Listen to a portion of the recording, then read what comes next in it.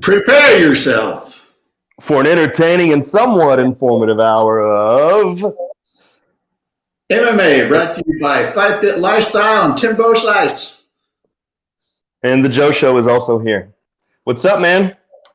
Not much. How you doing today? Doing good. Just glad it's Friday. I'm ready for the weekend. Ready for some nice weather. And I think there's another. Is there another UFC this weekend? There is another fight weekend in Fight Island. Another Fight Island. Huh. Yeah. Well, that's pretty cool. So let's get to it, man. So last weekend, we had what was it? Holly Holmes versus Aldana. We'll start at the at the bottom of the lineup. What do you think? Who was your favorite fight in the prelims? Favorite fight in the prelims. I'm gonna tell you mine. You start off the night great because everyone likes to see a good finish all the time. It's good to see battles where they go to the decisions, but with your first fight of the night where you get a head kick and punches with a KO. I mean, there's no better way to start the night of fights out right there. So I thought that was a pretty good with Luigi coming out victorious on that. So that was, he was climbed to 9-1. That was I thought an entertaining fight to pick it all to start with. We ended up with another split on there. We're starting to see a few more of those. Seems like. You're talking about splits as far as draw or split decisions. You're talking about a draw. Yeah. A draw. Who was that draw?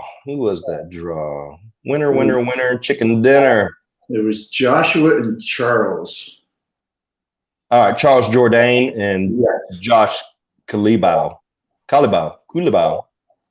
Butcher these names all day. They put on a good fight too. I mean, it's interesting to see where it comes to draw, and I don't really have that big of a problem with draws. It was I thought it was a good draw. I mean, if there was a draw, that was the fight to have a draw. Those guys were just beating the hell out of each other back and forth. And, those are the times you don't want to be the judge trying to figure out, all right, who won this thing? They both won. Or, so if it's a draw, you don't get a win bonus. You don't get the 10-10 or the 20-20, whatever the guys get. You just get your fight money. I do not know the answer to that, Joe Show. I'm only semi-informative. Do they split the win money between the two of them, since they both kind of won, but they didn't really win? Because you're saying, Joe, doesn't always ring true anymore. Sometimes you win, sometimes you lose, sometimes you have a draw. Yep. So I would think they would split it, but who knows? Unless they're trying to keep money in the house. But I don't think that's an issue for them. So I don't know. I would assume that they split that money in between them. They met in the parking lot and divvied up the cash. Hey, let me. I'm going to try to share this to my pages real quick. You keep talking. Hold on. Keep talking. All right. There was other good fights on there. Let me drop down here. So even that first fight of the night that I was talking about, performance of the night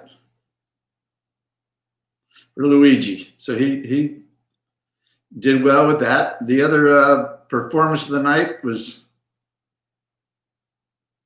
Rokovic. Who did he fight? He was There, can you see me? can I see what? I'm back. You're back. All right. Yeah, I shared the video on some of my pages because you can't since we're doing it from remote, and I'm at my office, so I can't really pull up the Facebook on the office computer, so I have to do it all by phone. And I had to get out of the room without the video cameras. The video cameras here, it's pretty trippy. They're like, "Why aren't you working?" Camera over your shoulder. Time, huh? Yeah, they sure do. The man is always watching. Someone's always been watching you, Joe. Sometimes you need that.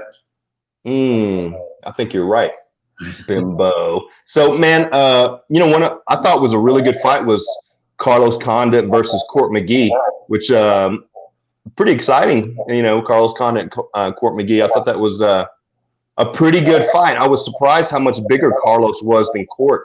I always thought Court McGee was a bigger guy, but I was wrong. Carlos Condit was quite a bit bigger than Court McGee, and just Condit looked great. I mean, he was quick, head movement, elusive, firing shots kind of, off a rhythm, getting Court McGee off his rhythm. I thought it was a really good fight. He came in looking good. Really moved around a lot.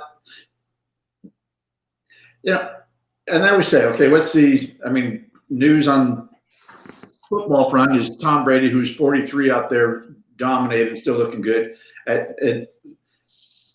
With Condit being 36, he's still, you consider that in his prime still as a UFC fighter? Not for Carlos. It was a good win against a mid-level guy. Carlos Condit is a former. Was he ever champion in the UFC? I'm not sure. I can't remember that far back. Was Carlos Condit ever hold the belt in the UFC? But anyways, that is not old for a fighter in MMA. In my, what I think, but Carlos is old in that division because he's had multiple knee surgeries and injuries and a super long career. He's had 44 fights. That's a lot of MMA fights. But he looked sharp that night. Is he gonna come back and make a title run? I don't think so. He'll run into a big young, Court McGee is, and also he's kind of he's been around the block a few times too. He's not making a title run. He's not a top 10 guy. I don't think, right? Court McGee's not. So Carlos Condit took a good scrappy Court McGee, talented guy, but there are levels to the game. Is Carlos Condit going to get past a top 10 guy? I don't think so, but it was definitely a good fight, Yes, you're right. I mean, he's been in there longevity, age-wise. He's getting up there, but he's not. I wouldn't say he's past his prime. He's not in his prime. He's getting past a little bit. But for 44 fights, he went out there and put on a show, and looks like he keep going out there and perform. Maybe not in that top 10 level, but he can still keep up there and entertain us. Give us a fight to watch that's gonna be. He's so good. He's so good, but. Technically, I love watching Carlos Condit that night. I was like, oh yeah, now I remember. Carlos Condit was a destroyer back in the day. He had some moments of old Carlos Condit that was just a bad motherfucker in there whooping people dominantly, especially over Court McGee, which is Court McGee's a very good fighter, very well-rounded. But there were definitely levels to the game. But I don't know if Carlos Condit, what's that weight class? Are they 170? Yeah. Is Carlos Condit going to get past a Jeff Hands of Steel Neal? No, I don't think so. It's only a matter of time because of Carlos's injuries, and I hate athletes. I hate it when they get injured, man, and and their bodies just won't move like they used to. You have a couple of knee surgeries, and he even blew out his knee in one of the fights. It's only a matter of time before one of these young bucks, one of these young Thundercats gets a hold of Carlos Condit and maybe in the next fight and re-injures something. That's what, and it happens to aged fighters. But as far as him being 36, not a big deal. He's still a young man. I fucking wish I was 36 years old. But it's just the injuries that he's had over his career that concern me. But definitely a gatekeeper. He can definitely keep guys out of the top 10 for sure. He can whip a lot. He can whoop a lot of Court McGee's as long as he stays healthy. Technically, Carlos Condit is awesome. Technically, he has the skills to be in the top 10 again and work his way up. But physically, with his previous injuries, it's only a matter of time before he gets hurt. Just like Tom Brady. With every injury, yes, you slow down a little bit more. You recover, but you don't always recover. It's in your head, especially when you're. That's a big problem too. It's not like a fighter's head. It's going to change their outlook on it. Where they think, I got to watch my leg. I got to watch my knee. So their fighting style throws their whole game plan off. And it's not these guys are so tough. These injuries start to add up, and it's the surgery. You get surgery, rehab, pain pills, stitches for a year of your life is what they don't want to miss.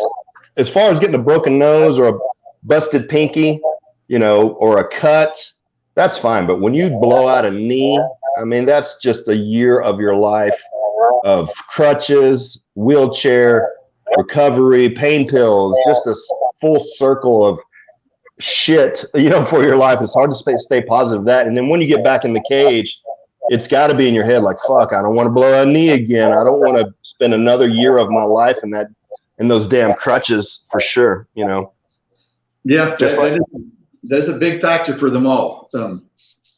And Chicago, that's what brings the true champions out, because they look at them, okay, I'm injured. They can push all that mental crap to the side and get in there and perform again and perform to that elite level.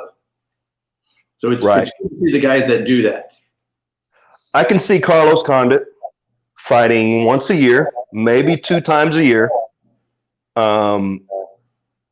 Solid name guy, like Court McGee he's a pretty well-known fighter. Yep. Solid record. I can see Carlos Condit dabbling around in there and those Court McGee style guys, but probably if he gets into the top 10 again, that's where he may get in trouble. Or they're going to put some new badass prospect coming up next time, against Carlos Condit, and that, hopefully, I don't want to jinx the guy. I don't want him to get injured again, but that's what the risk runs into. Some Jeff Neal. All right, your next fight is Jeff Neal. Like, Jeff Neal is gonna, grab a hold of you and flop you around. He's a big, powerful dude. A big 170 pounder. So Carlos Condit will have troubles with those guys physically. The damage is what I'm talking about. A knee or something getting blown out again. Yes. I was trying to figure out where he's ranked. He's not in top 10. He hadn't fought in a long time. No, he's not. Yeah, he's down there with, Court McGee and all those guys. But a healthy Carlos Condit with no injuries at 36 years old, hell yeah, that guy's making a title run. That Carlos Condit I saw last Saturday night, healthy with no injuries, is making it. He's whooping. He can whoop some guys still, but physically, his body may not hold up. Just like Tom Brady. Tom Brady was getting his ass kicked all night last night by that Chicago Bear defense. They were slapping that old ass around, and he was. Tom Brady would jump up, and man, you could hear him screaming at his offensive line. Like, what the fuck? You guys are letting me get hammered back here.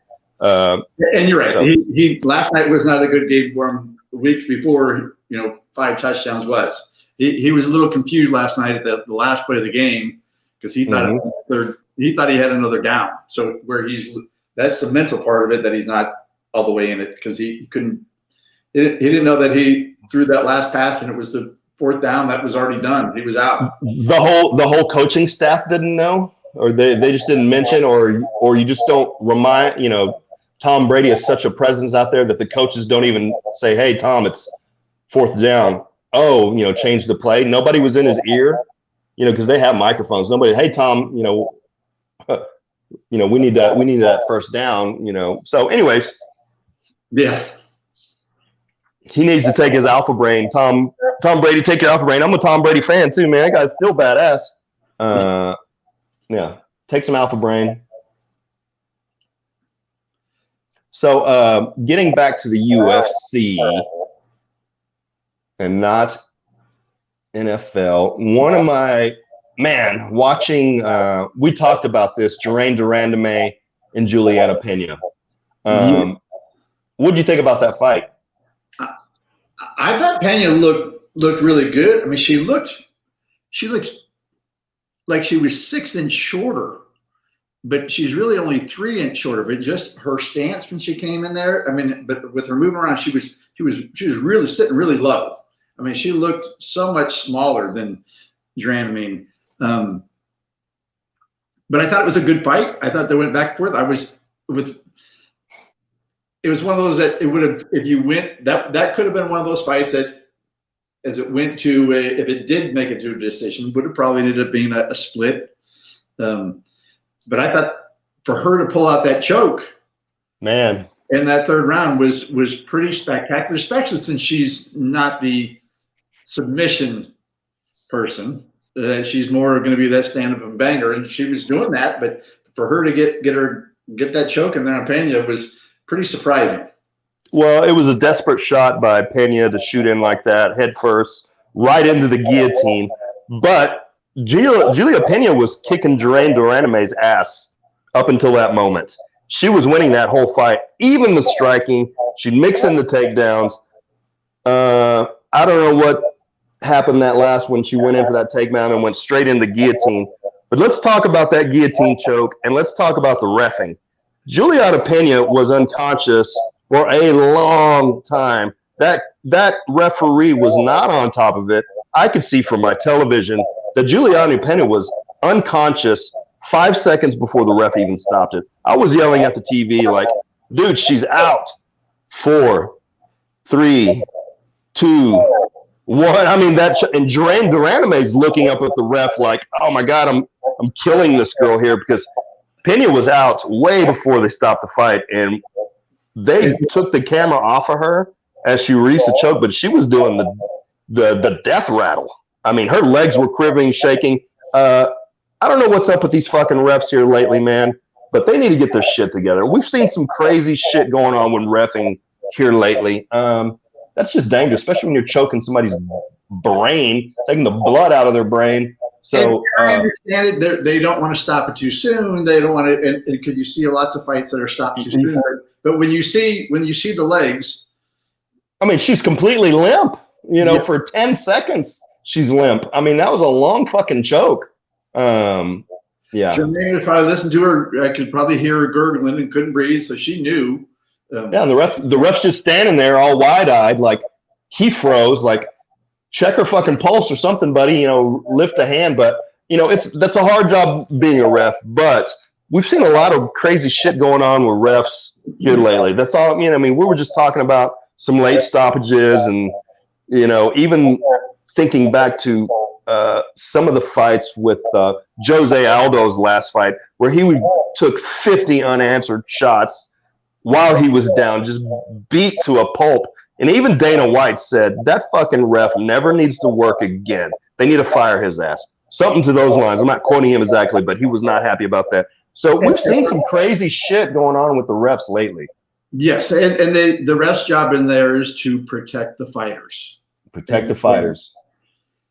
I know people get upset when they protect them too much, but when you see stuff like this, you think, okay, wait, why didn't they do it sooner? Why didn't they? I mean, especially when it's blows. I mean, like I'm not really sure which is worse, to be taking 8 to 10 extra blows when they're really out, or having an extra 5 to 7 seconds being choked out where you're losing oxygen to your brain. I mean, man, either one. Damn. I mean, I don't want to be choked to death. You hold that choke 15 more seconds, that person's dead. Yeah. Yeah. I mean, those are death holds. If that's in a street fight of self-defense, 10 more seconds and you're dead. 15 more seconds, you're dead. Whatever it may be, right? Yep. Yeah, you're right. So I would think, yeah, I would rather take the extra few blows than be choked to death. Yes. On national television. But I mean, there's a lot of boxers that die with head injuries, too many shots to the head. So it's dangerous either way. So I don't want to be a ref. It is a difficult job. But when I see stuff like that, and I can see it, and I'm not a trained jiu-jitsu guy at all, I'm a striker, and I can obviously see that this girl is unconscious, and she's been unconscious for 10, 15 seconds. And that ref is just standing there, not checking her arms, and like, Duran Dumanime has a look on her face like, are you going to let me just kill this girl on television? But yeah, good fight by Juliana Pena. She'll fix that. And if they fought again, I think Julia Pena could win again. And, her stock didn't go down in my book. I thought it was a great performance. Even her striking, she looked sharp, fast, and strong. Yeah. Yes, that's one that, down the road, I could see them running that one back because they put on a good show. And they, like you said, Pena looked like she was winning that one, got caught in that choke, which sometimes you get caught in those, you put yourself in that bad position and you get caught with the choke, or you get that get knocked out. So this scorecard shows that it was 91 attempted strikes by Duranime, and 91 attempted strikes by Pena. Wow. It says that Duranime landed 37 and Pena landed 27. So I don't know. It would have been a good fight. I'd like to see that go all the way out. But hey, Duranime won the fight. She choked. And it was basically a KO victory. Congratulations. She's a badass. I'm a fan of hers too. I love her fighting style. She's just a beast. But I was not happy with that kind of slow stoppage, and it kind of freaked me out a little bit. So as you're talking about refs, that transitions and what I picked out of the co-main event there with the ref. What did you think of the reffing in that? With the point, I mean, because he would jump in and pull him apart right off the cage after like 3 seconds. Was that the fight?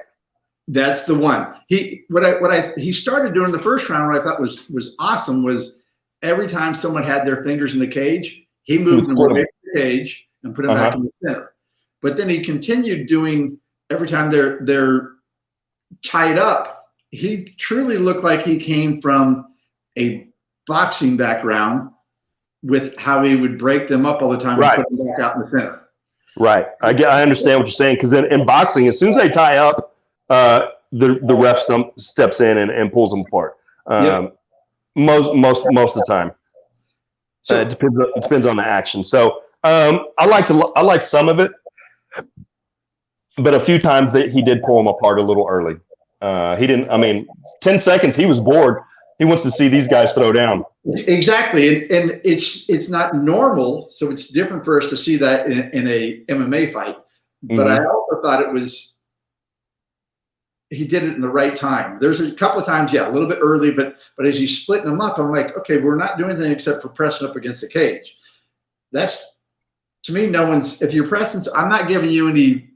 If I'm judging the fight, I'm not giving any more points. They're thinking that person's that dominant. They're leaning into him. Yeah, they're holding him down against the cage. That is considered a dominant position, right? But it's a boring ass dominant position. So for him to bring him back out, I thought was kind of different, kind of cool to see. Yeah, it depends on who, if you're a takedown pressure cage fighting guy, you don't want that ref, because that ref's going to make you lose your belt. I don't think it's his job to be the judge, right? And like you said, it was a dominant position. I mean, the guy was in there for 5 seconds, and he would break them apart. 10 seconds, break them apart. So if you're the guy that keeps dominating this guy and driving the other guy in the cage, you definitely don't want this ref. You know what I mean? Yes. Yep. But I like the rest of the stuff. You know, the fingers in the cage. He was on it. I mean, it was some good and bad. You know, for me, I don't want to see him pushed against the cage either. I want to see him out in the middle scrapping, because I come from a kickboxing background. When they get hugged up on the cage and, you know, or pummeling for takedowns and stuff like that, it gets boring for me. But that's how those are points being scored. They are considered points being scored, but I thought that was a good fight. I mean, they got tight at times, they got broken up, but they moved it around with each other and tagged each other with leg kicks, with some good body shots. At the end of that one, I sat there and going, I couldn't really pick a winner between the two. I'm sitting there waiting for the judge, and one time, you know, I look, I'm like, I think it's going to be. Yeah, and it was weird. It was weird judging too, because the score was 28-29, 27-30 by one judge, and 27-30 by another judge.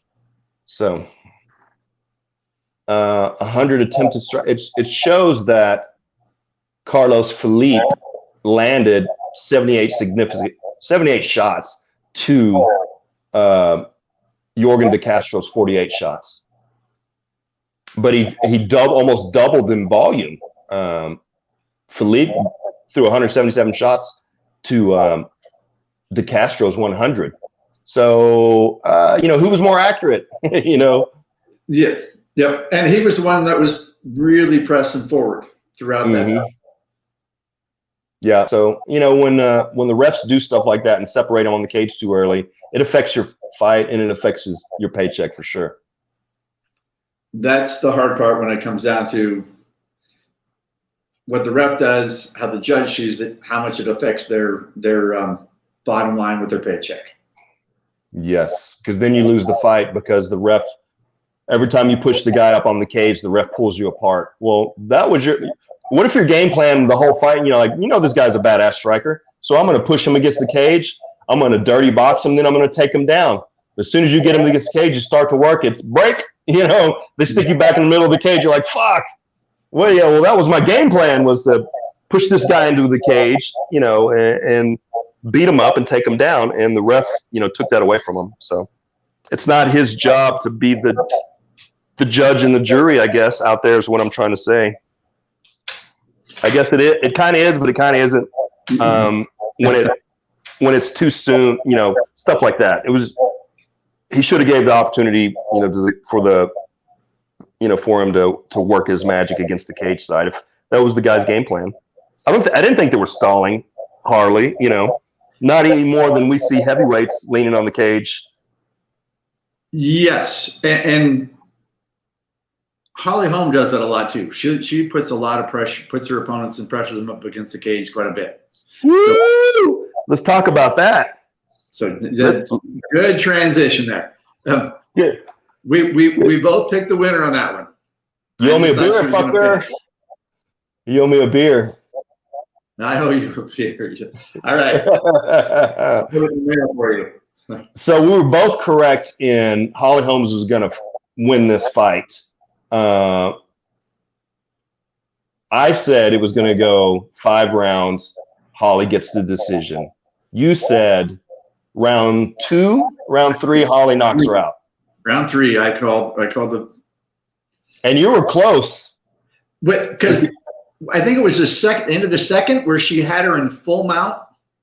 Beating her head in. And just dropping bombs. And it looked like if she had another 10 seconds, she could have finished it right then. Because she was just killing her on top of her. I mean. So let's talk about Holly Holmes was aggressive. Oh, man. She was a woman on a mission, moving forward, attack. And I'm a fan of Irene Aldana. I like her. She's a great fighter. She has a little to grow. But what was weird to me, Tim, is the narrative that the commentators were pushing that Irene would have the better boxing than 19-time world boxing champion Holly Holmes. I thought that was a little weird, and I was like, why do you think this girl is going to outbox Holly Holmes, the 19-time world boxing champion? And I heard that too, and I thought, what did I miss? Exactly. What have I missed in her previous fights? Yeah. In her previous fights that gave them that perspective. So Holly Holmes threw 301 punches to 185 punches by Aldana. Holly Holmes landed 154 of those shots. So that's a 50% land rate. I mean, she was landing 50% of her throw. Every other shot, every 2 shots she landed, Aldana only landed 69 shots the whole fight. 14 takedown attempts with 5 successful takedown attempts. Holly Holmes was on a mission that night. She looked sharp. She looked strong. And man, was she fired up when she walked into that cage. She comes bouncing out, and she is doing her Holly Holmes where she's bounce, and she's mad. She's mean mugging, you, and she's bouncing around, and she looks like she's going to jump across the cage. And Aldana's just like, oh, shit, what did I get myself into? I thought she put on one of the better performances I've seen with her in a long time. I mean, she had that. Yeah, she circles around the cage a lot. People will say, okay, she's not engaging. She circled until she wanted to, and then she would stop, and she would come in with 3 a barrage. Oh, man, it was 6-piece combos. Take her way out. And then she'd go back to circling around. And when Aldana would come in, she'd throw out that side kick and kept her at bay and kept her at legs length where she was scoring those leg kicks and those points. And she only let her close when Holly was advancing forward and taking that initiative to throw those blows. And that goes back to my talk about when we were talking about Karate Hottie, her last fight. When you have never seen a side kick, a Taekwondo kick, and you've only done Muay Thai where they don't really have that side Taekwondo kick, and it's effective. Guess what we were practicing Monday after that fight at Rockstar Martial Arts? We're practicing stepping side kicks because those are great weapons. They come up in such a weird angle. They're hard to parry. They're hard to get away from. They're hard to see. You can go high. You can go to the thigh. You can go to the core. You go to the face. You go to the neck. And she had a couple of those side kicks right up to the face. And she's got those long legs, and she's very flexible. So that is the whole Taekwondo thing. I had a conversation this weekend or after the fights with the old Taekwondo instructor, and he was really going, okay, did you see how she kept her at bay? I mean, everything they talked about, her movement, stopping, planting that side kick, pushing her out right into that thigh, whether it was the gut. I mean, there's a few times when she threw that side kick, the way she'd bring it down, and she would turn, but she wouldn't turn. She wouldn't spin all the way around. She'd turn, and almost I'm like, what is she doing? It looks like she's completely turning her back. She's torquing into it, is what she was doing. She's putting torque at the end, a little twist at the end, adding that much more power, like a corkscrew. Yeah, so I like watching those kicks come out of her. But then for her to come in and go for those takedowns and get some fabulous takedowns in there. I think she got one each round, and when she got her on her, she kept her down there for a while. It almost like she seemed like, all right, I'm gonna let you up now. We can, and anticipating that she was letting her up, a head kick coming.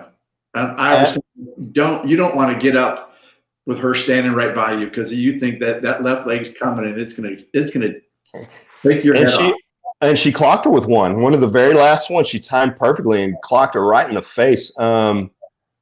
Spectacular, dominant Holly Holmes performance, man. It was exciting. And Aldana is she's number 6 ranked in the world. So she's no walkover, but the levels to the game, and Holly was on that next level that night. Aldana will get better. I'm a fan of Aldana. I'd like to see her keep working, keep training. But imagine Holly Holmes. Holly Holmes is still getting better. She's still getting better at her MMA career. She's getting, but she's, what is she, 36 years old as well? Had 200 fights in the ring, I'm sure. But going back to what made Holly Holm and a lot of us that have followed her with LFA, knew who she was, knew her capabilities. But as she got into the UFC and she had that big fight with Rousey, that was, I believe, only her third fight in the UFC. Yeah, in one of her interviews, she talked about her first and being thrown in there with your third fight in the UFC, and you're going to go for the belt against Rousey. And maybe they didn't have that many people at the time to be in that division, but she even said in the interview, I wasn't sure if I was really ready for this. I was young in my career in the UFC. But that's right. That's her UFC, like you said, that's her UFC career. She's had so many fabulous victories and championships in boxing, kickboxing leading up to that it really wasn't a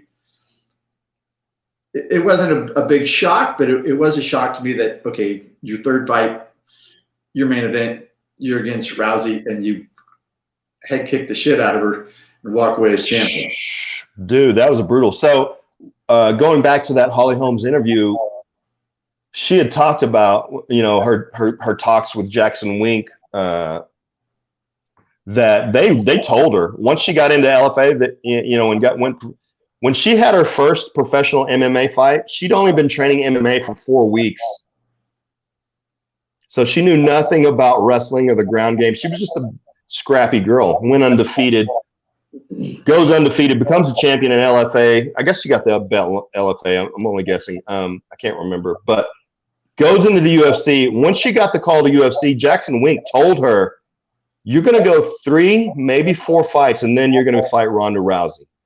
They told her that. So she said she was mentally prepared. Like she knew what the path was going to be. 3 or 4 fights and I'm fighting for the belt. She knew it. She said she knew it. She said that Jackson Winklejohn told her, look, 3 fights, you're going for you're going to be fighting Ronda Rousey within 3 fights, 4 fights. So big fan of Holly Holmes, man. Imagine Holly Holmes, she's at the gym right now. She's probably working on her ground game. She's probably working on her jiu-jitsu. Imagine Holly Holmes with the black belt in jiu-jitsu. And like you said, that when she took that first fight, she didn't really know the ground game. She showed it last Saturday night that she has learned that ground game. She does well. She wasn't really going for any submission. She started going for a Kimura at one point, but most of the time she's on the ground. She's dropping ground and pound. She won't do well with a real high level, black belt in jiu-jitsu, of course, obviously. But she knew that she could out wrestle Aldana. And man, Holly just looked huge. I mean, she is so buff, so fit and muscular. She's powerful young lady for sure. I don't know, what was that weight class? Was it 135 or 45? 135. It was 35? Yep. Man, they both of them look amazing. And Aldana, man, she's just going to keep getting better. I'm looking forward to her career as well. Yep. So, speaking of LFA, watching young fighters come up, we've watched this lady in XKO. We've seen her fight in LFA, and now she's in Bellator. Dirty Dez. I already know what you're going to say. Yeah, I know. I knew you did. I let it all up and let you throw the name out there. So congratulations to Dirty Dez on signing with Bellator. And I think her first fight might be coming up the end of this month. It's not too far off. I didn't write that one down. I know I looked it up when I saw that news, and but it's not too far out. Where we'll be watching Dirty Dez on television. I'm hoping that one is. That's one of those ones that we'll be able to sit and watch and cheer on Dirty Dez. She's got to be super excited. Man, I'm happy for you guys around town, especially the Waco area, where they're all, based out of. Her, Haley Cowan. There's a lot of bad dudes that come out of that gym down there, and female guys and gals that come out of the gym. So Dirty Dez is just a super sweet, person. Her and her whole camp, just a great group of people. So been following her career and got some really good interviews from her over a few, the past couple of years.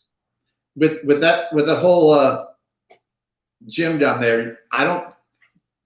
Was it Blitz Sports? Blitz Sports? Females. When they come out of there, they don't really seem like fighters when you're sitting there talking to them. I mean, with Haley, with Des. I mean, you look at these ladies as you talk to them, and like, yeah,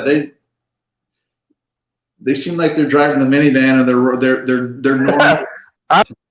Well, I don't know that about Des. Looks like she's a tattoo artist. Like you'd walk in the tattoo shop and like, oh, okay, yeah, she's a tattoo artist. Yeah. Yes, but very, very, very sweet, wonderful lady. So yeah, Haley Cowan's like a school teacher.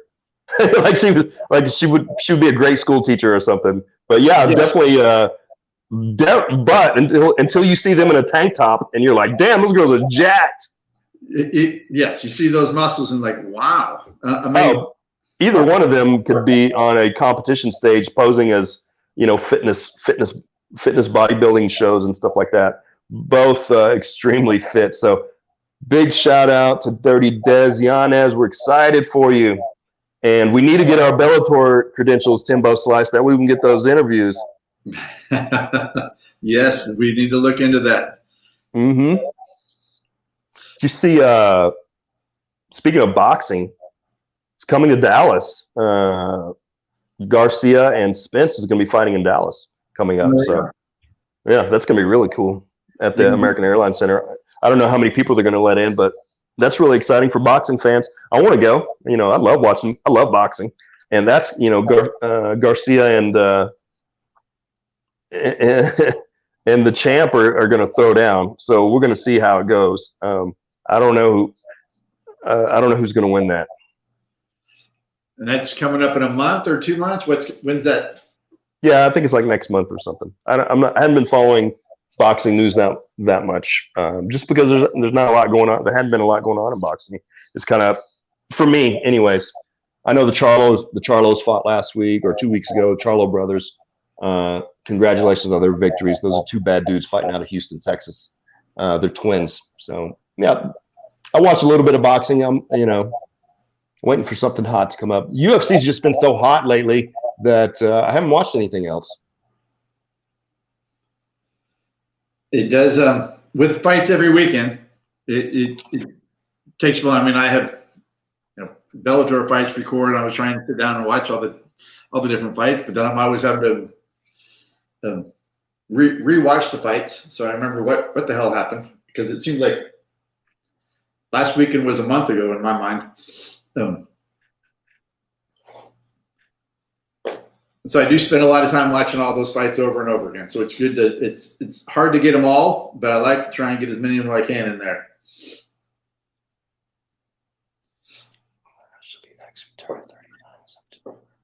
So I'm reading an article about Holly Holmes. Says she's turning 39. Is that true? I thought she was like 36. But anyways, what's coming up tomorrow night? Tomorrow night, next event, Marlon Moraes versus Corey Sandhagen. That's gonna be pretty good. Edson Barboza makes the walk again. I don't know. Edson Barboza, did he drop down in weight? Makwan Kamikarani, I can't pronounce it. Ben Rothwell versus Tybura. That's gonna be a good fight. Ben Rothwell is always fun to watch. Either he wins or either he loses. I'm looking forward to seeing that one. Yep.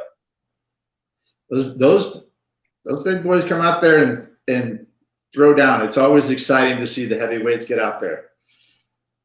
Yeah, because everybody wants to see the knockout. Everybody wants to see some big dude knock some other big dude out on television. I've had some people over recently to watch fights that aren't. They're just getting introduced to the fights. Call it that. So when they see the heavyweights and they think, well, that guy doesn't look very fit. Why he's not? How can he be a fighter? And I'm like, but to watch these big men that, they weighed in at 265 and they're more than that, to see them move the way they do, to see them throw those kicks and what they can do, it's like, you can't sit there and say, well, he's not very athletic. They're extremely athletic. They just don't look what you think that super. Yeah, well, yeah. Everybody thinks they should look like bodybuilders or fitness models. That's just not true. Exactly, because then it from what I've seen, anyone that's usually completely pushed out with the muscles like that, their muscles need so much more oxygen. They seem to always gas a lot more. They can't go as far. I mean, Yeah, as far as the heavyweight, as far as those big guys go, the heavyweights, maybe not so much in the 55ers and 170s. They usually do pretty good. You usually don't see chubby 155-pound weight class.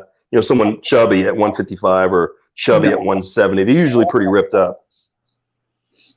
They're ripped and looking lean, but not necessarily muscle on muscle. Yes. Yep. Well, man, that's it. We have covered all bases. All right. Very good to see you. Yep. I'll talk to you this weekend. All right. That would be great. All right. Shout out to all our show sponsors. Fight Fit Lifestyle. Listen to us give our point of view. All right. You guys have a great weekend. We'll talk to you next week. Fight Fit Lifestyle out. I bet Mark's not watching. I guess he is.